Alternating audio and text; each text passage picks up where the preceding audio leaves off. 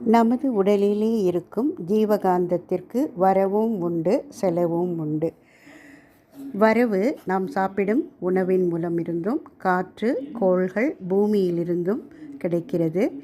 மேலும் நாம் கூறும் வாழ்த்துக்கள், செய்யும் அகத்தவம், மேற்கொள்ளும் ஜீவகாந்த பயிற்சிகள், குரு சிந்தனையோடு இருக்கும் பொழுதும் ஜீவகாந்த வரவு அதிகமாகும். அதேபோல் செலவு வெறுப்பு, பகை, பிணக்கு, பொறாமை, பொய், புறங்கூறல், சினம், அச்சம், கவலை, ஏமாற்றம், தோல்வி, கடும் சொல், முகம் சொலித்தல், நோய், காம எண்ணம், மிகுதியான ஆண் பெண் நட்பு, அதிக உணவு, கார உணவு, இதில் செலவு அதிகமாகும் ஜீவகாந்தம்.